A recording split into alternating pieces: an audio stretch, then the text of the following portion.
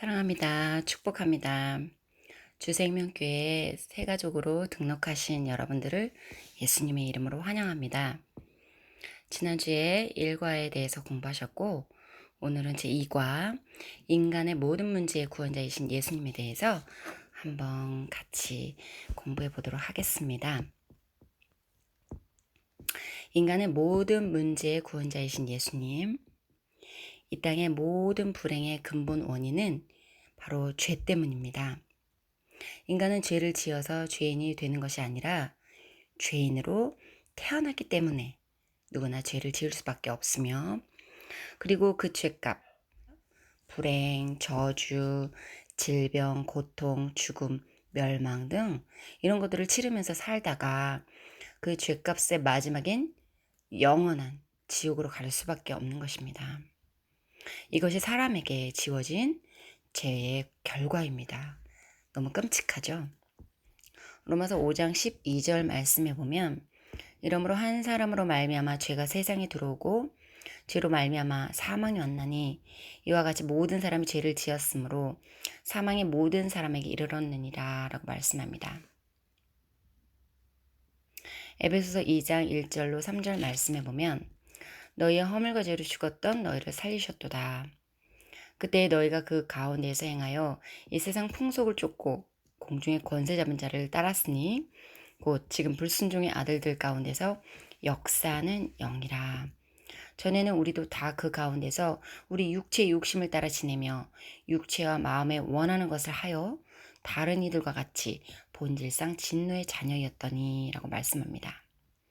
우리가 지난 일과에서 공부했던 것과 마찬가지로 우리는 죄 때문에 세상에 죄가 들어옴으로 말미암아 사망이 왔고, 모든 사람이 죄를 지었기 때문에 모든 사람에게 사망이 온 것입니다.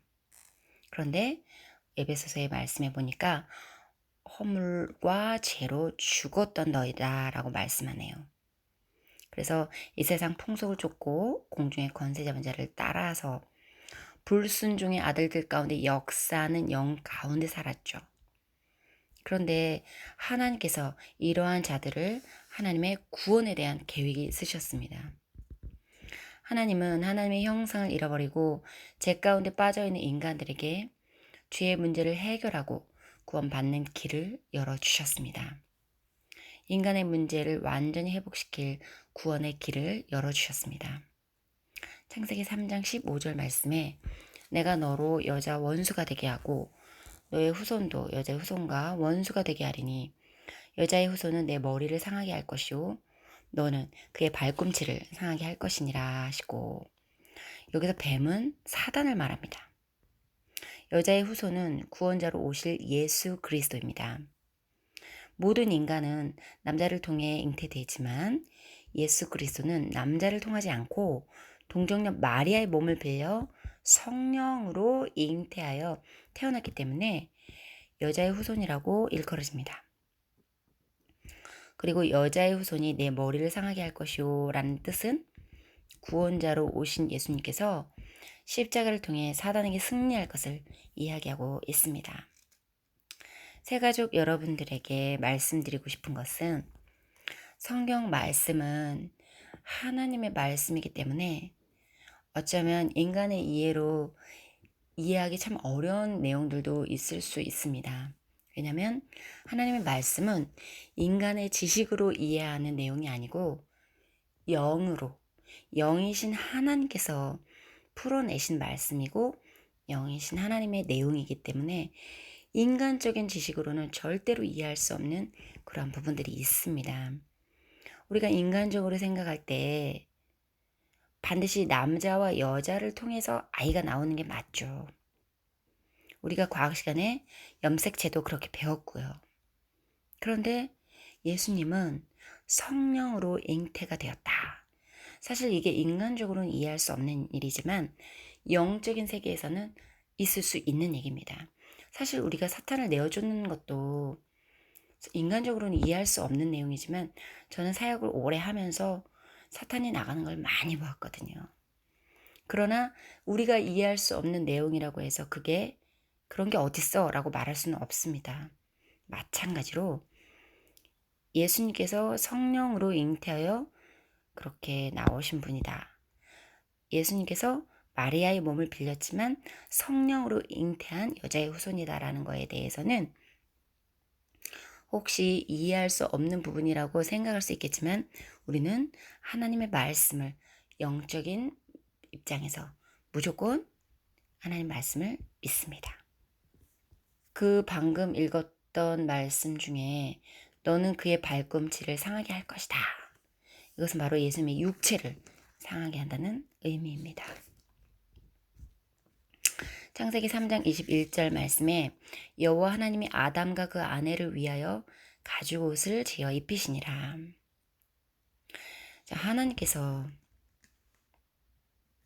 굉장히 사랑이 많으신 하나님이라는 것을 이 말씀 한 구절만으로도 알 수가 있겠습니다. 인간은 하나님께 반역했습니다. 그래서 하나님의 말씀보다는 사단의 말에 따랐고 그 말에 순종했고 그렇게 배신을 한 거죠. 한마디로. 우리도 살아가면서 사람과 사람에게 배신을 많이 당하지 않습니까? 배신을 당할 때가 있지 않습니까? 우리가 그러한 배신을 당할 때 얼마나 속에서 울분이 터져나오고 답답합니까? 그런데 이런 배신의 마음을 누구보다 잘 아시는 분이 바로 우리 하나님이십니다. 하나님을 가장 첫 번째로 소중하게 지었던 아담과 하와가 여호와 하나님을 배신했거든요. 그런데 여러분, 하나님은 아담과 그의 아내를 위하여 가죽옷을 지어 입히셨다라고 나옵니다. 우리가 이 말씀을 통해 볼 때 조건을 따져서 하는 사랑은 굉장히 이기적인 사랑이에요. 그래서 사람과 사람과의 사랑에는 내가 너에게 이만큼 줬으니까 너도 나한테 이만큼 줘야 돼. 그렇지 않으면 굉장히 서운해하고 다투고 싸우죠. 조건을 따지니까요. 그리고 이러한 조건을 따지는 이기적인 사랑은 굉장히 불완전한 사랑이에요. 그래서 쉽게 변하죠. 어제는 난 너 아니면 못 살아 죽을 것 같아 했던 사람도 언제 그랬냐는 듯이 너 같은 거 필요 없어. 이렇게 바뀌어지는 게 인간의 사랑이란 말입니다. 그러나 하나님은 조건을 초월한 사랑을 하셨습니다. 이것이 온전한 사랑입니다. 하나님은 온전한 사랑으로 죄인을 구원하기 위해 가장 고귀한 당신의 아들, 독생자 예수 그리스도를 이 세상에 보내셔서 십자가를 지심으로 모든 사람의 죄값을 대신 치르게 하셨습니다.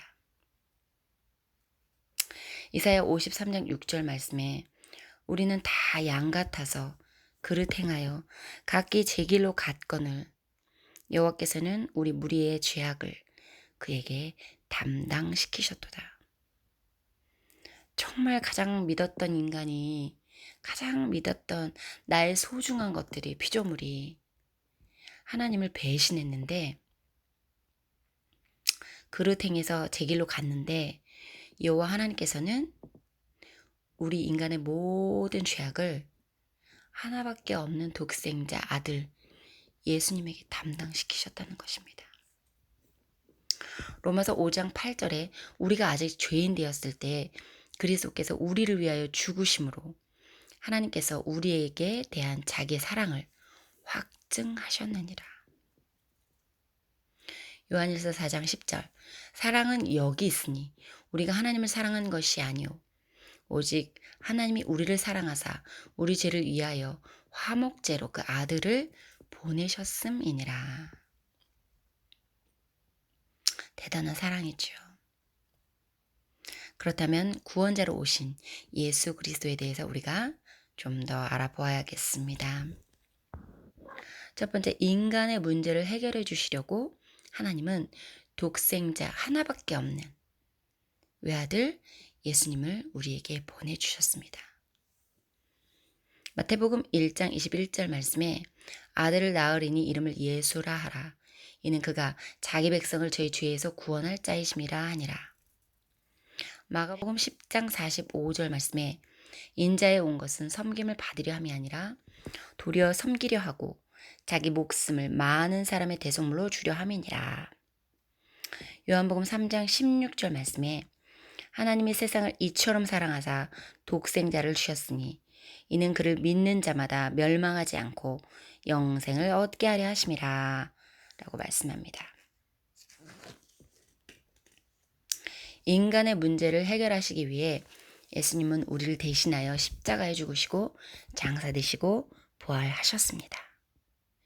히브리서 9장 12절 염소와 송아지의 피로 아니하시고 오직 자기의 피로 영원한 속죄를 이루사 단번에 성소에 들어가셨느니라.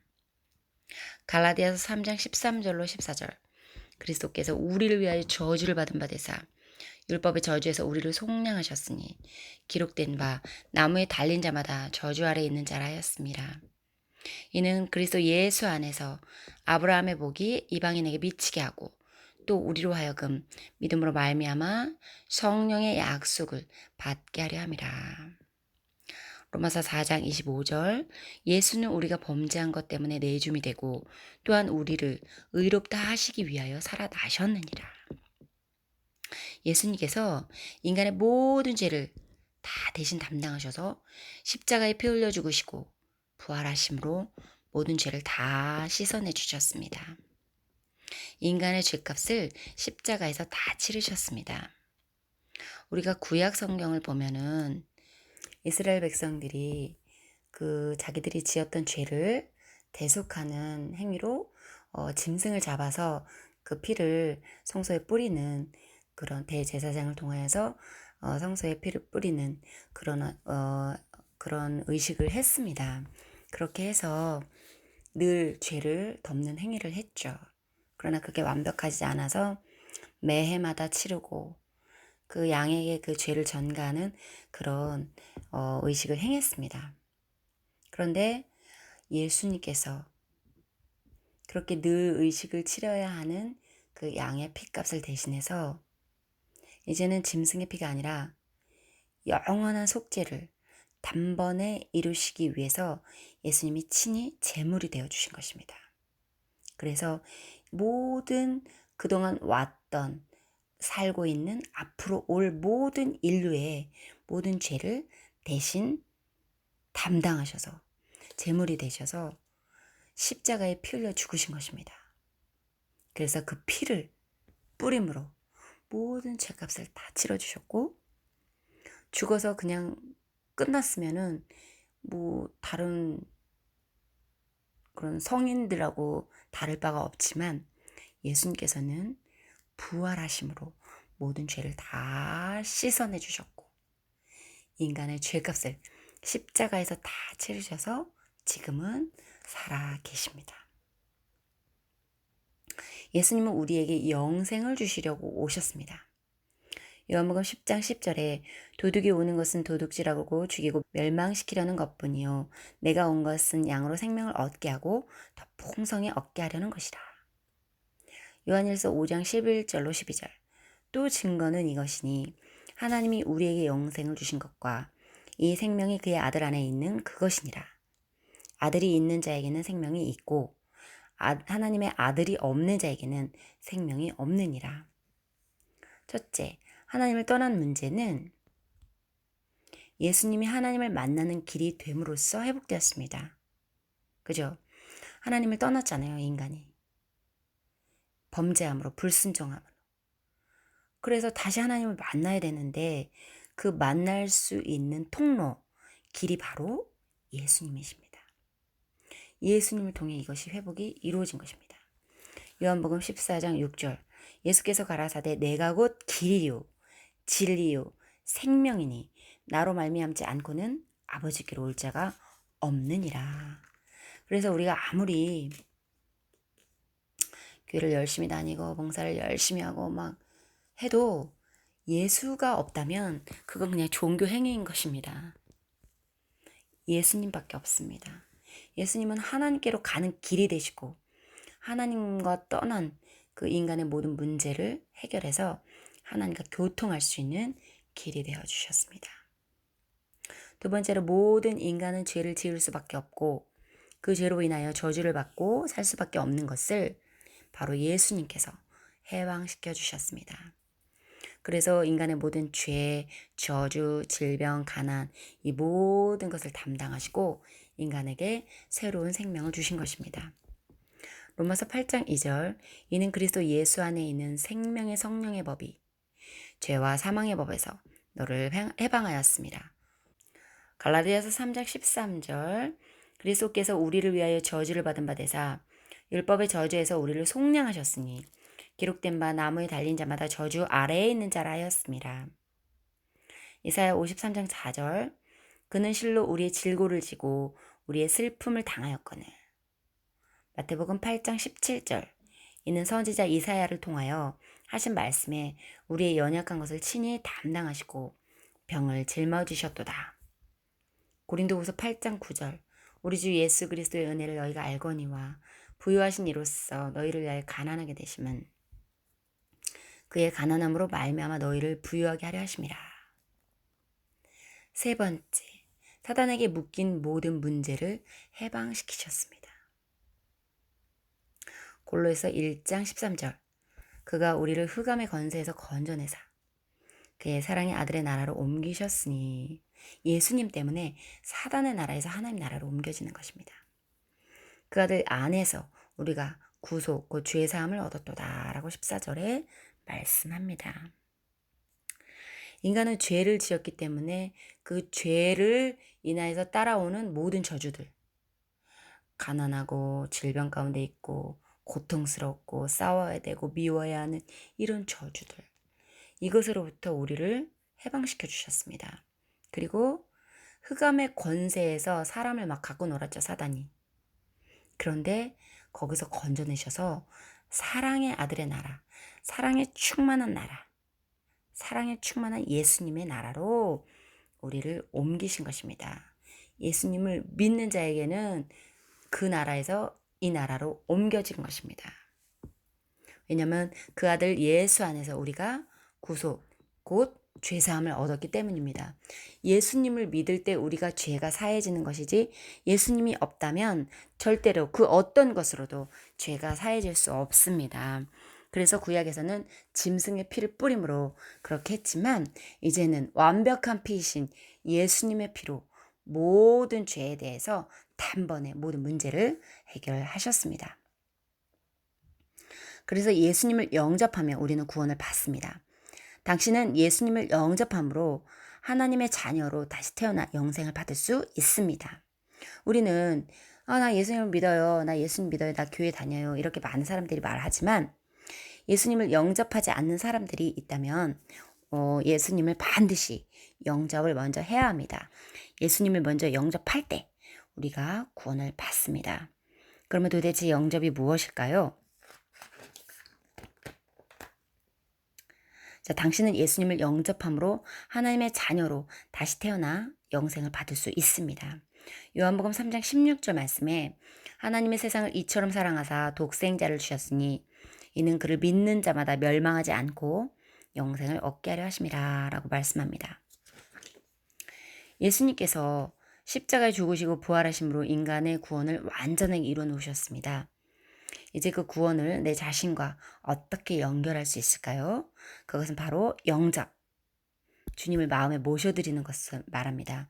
주님을 마음에 모셔드리고 환영하는 것을 말합니다. 그것이 바로 영접하는 것입니다. 우리가 교회를 다니지만 주님을 마음에 영접하지 않고 다른 것을 영접해 놓은 상태로 있다면 그것은 그냥 교회 다니는 종교인이지 예수님을 믿는 사람은 아닐 수 있다는 것입니다. 반드시 그분을 구원자로 내 마음에 모셔드리고 환영해야 합니다. 그리고 그분이 주인 되셔서 그분이 인도하는 대로 내가 그렇게 사는 것, 그것이 바로 영접하는 것입니다. 요한복음 1장 12절 말씀에 영접하는 자, 곧 그 이름을 믿는 자들에게는 하나님의 자녀가 되는 권세를 주셨으니 라고 말씀합니다. 영접은 하나님의 자녀가 되는 길입니다. 영접을 구체적으로 하는 방법은 첫 번째, 마음으로 믿고 로마서 10장 9절 말씀에 내가 만일 내 입으로 예수를 주로 시인하며 또 하나님께서 그를 죽은 자 가운데서 살리신 것을 내 마음에 믿으면 구원을 얻으리니. 두 번째, 입술로 시인합니다. 로마서 10장 10절. 사람이 마음으로 믿어 의에 이르고 입으로 시인하여 구원에 이르느니라 라고 구원에 이르느니라 라고 말씀합니다. 마음으로 믿고 입술로 고백하는 삶. 이게 굉장히 중요합니다. 자, 한번 같이 고백하겠습니다. 15페이지입니다. 반드시 소리내서 입술로 고백하는 것이 중요합니다. 저를 사랑하시는 하나님 아버지, 지금까지 저는 예수님을 알지 못하여 믿지 않고 살아온 죄인입니다. 하지만 하나님의 아들 예수 그리스도께서 십자가에 못 박혀 피를 흘리시고 나의 모든 죄를 다 용서해 주심을 믿습니다. 그 예수님을 지금 이 시간 나의 구주로 영접해 모셔드립니다. 나의 주인으로 오시옵소서. 저를 구원해 주신 예수님의 이름으로 기도합니다. 아멘. 예수님을 정말 마음으로 모셔드리고 환영하십니까? 예수님을 진심으로 영접한 당신은 사망의 세계에서 벗어나 새로운 피조물이 되어 이 영생 안에서 다스리며 살아갈 수 있습니다. 고린도후서 5장 17절. 그런즉 누구든지 그리스도 안에 있으면 새로운 피조물이라. 이전 것은 지나갔으니 보라 새 것이 되었도다. 갈라디아서 2장 20절. 내가 그리스도와 함께 십자가에 못 박혔나니 그런즉 이제는 내가 사는 것이 아니요 오직 내 안에 그리스도께서 사시는 것이라. 이제 내가 육체 가운데 사는 것은 나를 사랑하사 나를 위하여 자기 자신을 버리신 하나님의 아들을 믿는 믿음 안에서 사는 것이라. 로마서 5장 17절. 한 사람의 범죄로 말미암아 사망의 그 한 사람을 통하여 왕노릇하였은즉 더욱 은혜와 의의 선물을 넘치게 받는 자들은 한 분 예수 그리스도를 통하여 생명 안에서 왕노릇하리로다. 아멘. 이제 이 복음을 받아들이고 예수님을 영접함으로 우리는 구원받고 거듭남으로 새 피조물이 됩니다. 최초의 인간은 영과 혼과 육이 다 죄 가운데 있었습니다. 그런데 하나님이 지으신 인간은 영과 혼과 육으로 이렇게 지음받았습니다. 그런데 하나님께서 만드셨을 때 상태는 영과 혼과 육이 아무 죄가 없는 깨끗한 상태, 완벽한 상태였습니다. 그래서 정말 하나님의 속성으로 살 수 있는 그러한 상태였죠.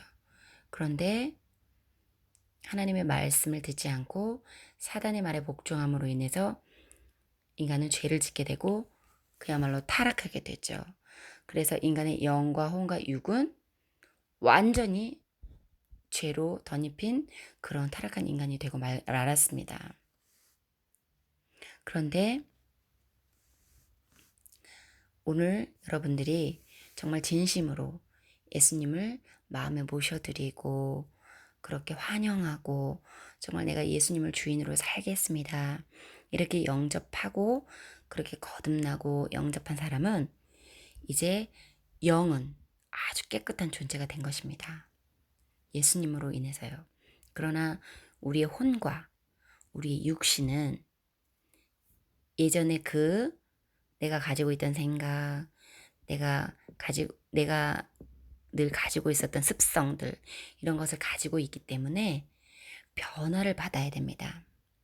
그래서 영은 완벽한 존재가 되었지만 생각과 마음, 또한 어떤 습관적인 거, 이런 것들은 날마다 말씀을 통하여서 그리스도를 닮아감으로 변화돼야 합니다.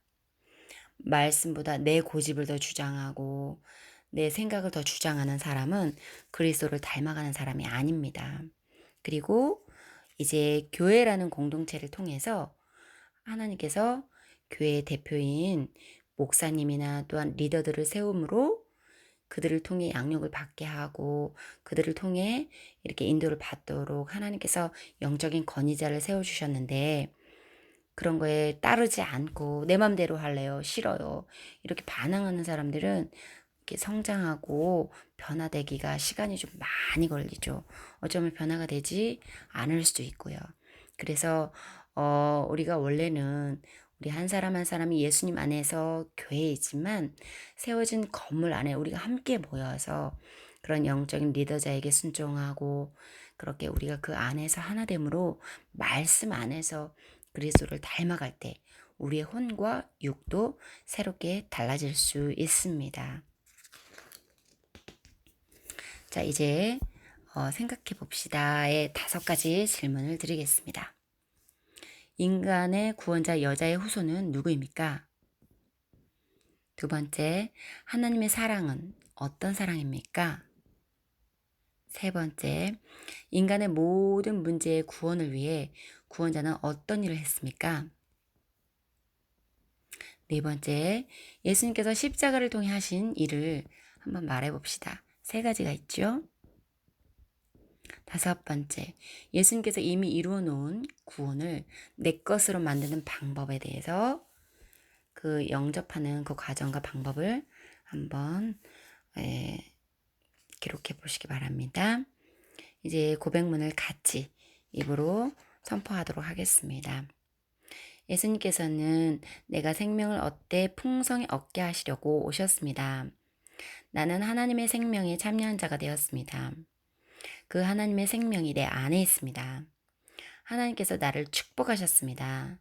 주님께서 나의 빛이요 나의 구원이시니 나는 두려워하거나 불안하지 않습니다. 내 안에 계신 그리스도가 나의 보호이십니다. 그러므로 그 무엇도 나를 넘어뜨릴 수 없으며 나를 향하여 제조된 어떤 병기도 쓸모가 없습니다. 주님께서 나의 보호자 되시며 방패이시므로 나는 그 무엇도 그 누구도 두려워하지 않습니다. 나는 안전함 가운데 거합니다. 나는 그리스도 안에서 살고 행동하며 존재하기 때문입니다. 나는 날마다 예수님 안에서 승리의 삶을 삽니다. 오늘 이과를 공부하신 여러분들을 예수님 안에서 사랑하고 축복합니다. 일주일도 주님 안에서 승리하십시오. 말씀을 공부한 것을 다시 반복해서 들으시면서 한 번 더 이렇게 익혀보시면 더 좋겠습니다. 감사합니다.